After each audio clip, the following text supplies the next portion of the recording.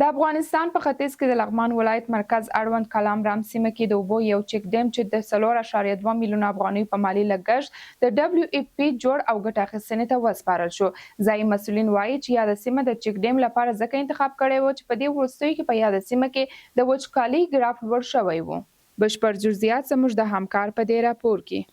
په لغمان کې د څه باندې 4 میلیونه افغانیو په مالي لګښت د اوبو یو چک ډیم کارونه بشپړ او ګټه اخیستنې ته وسپارل شو. د لغمان ولایت ګلارام سیمه چې د سختې وچکالۍ سره مخامخ وه پکې یو چک ډیم جوړ او ګټه اخیستنې ته وسپارل شو.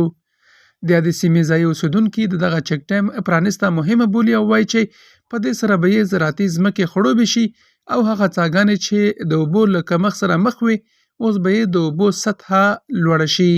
دا کله چې دا چک ډیم جوړ شو موږ ډیره خوشاله یو ځکه چې موږ ته فایده وشو، موږ ته کار پیدا شو. اسلامي اماران هم خوشاله چې دلته کار وکړو او موږ ته لار پیدا کړه چې کار وشي. انتیا خو ډیر راغله ځکه چې موږ یعنی ساګانی و دلته ساګانو ته فایده راغی، اوبو پیدا شو او ډیر فایده وشو. دا ځکه چې فصلونو دا موږ زراعت دا یعنی زراعت ډیر فایده وشو. ولسونه د بند په مورد کې ډیر خوشحال دي او امارات نه غواړي چې دا نور هم اقدام وشي، د وطن کې کارونه وشي.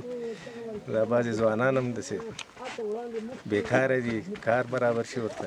له بل لورې په یادو مراسمو کې د لغمان والي مولوي شیر احمد حقانی وویل چې یاد چک ډیم په داسې یوه سیمه کې جوړ شوی دی چې دا یو ښه اقدام دی. یقینا په لغمان کې د چک ډیمونو ته ډېر ضرورت ده او دغه چک ډیمونه ته جوړ شوي دي د همکارو محصولو خوا نه. نو دا ښه پرمختګ ده او ښه اقدام ده. انشاءالله دا شروع ده چې موږ څه ملګري راځي، مؤسسات راځي، یا خپله د اسلامي امارت د اوبو انرژۍ وزارت چې ده هغه هم د اوبو په مدیریت کې یا د اوبو د سطحې په لوړوالي کې هغوی هم ژمن دي. انشاءالله موږ هم کوشش کوو چې وخت په وخت باندې دې توجه وکړو او دغه د خلکو زیات مشکلات د اوبو دي په لغمان کې، هغه مشکلات به انشاءالله په دې سره حل وګرځېږي. د چک ډیم د پرانیستې پر مهال د لغمان ولایت سندیزي حوزوي رئیس شیرجان رشیدي وویل چې یاد چک ډیم د WFP موسسې په مالي لګښت د 4.2 میلیونه افغانیو په مالي لګښت او د FG موسسې په تخنیکی همکارۍ جوړ او عملاً ګټه اخیستنې ته وسپارل شو. د لغمان ولایت د سندیزي حوزوي رئیس شیرجان رشیدي د ګلارام ساحه دی، لغمان ولایت مرکز پورې مربوط ساحه ده. د دې قرارداد موده 6 میاشتې و چې 6 میاشتو کې دا تکمیل شو انشاءالله. او دې کې تقریبا 1 تنه کارګرانو د دې ظرفیت د اوبو کنه اوبو ذخیره کولو ظرفیت 3200 متر مکعب دی. مجموع لګښت تقریبا 4.2 میلیونه افغاني لګښت راغلی دی او تطبیق کوونکې مؤسسه FG دی.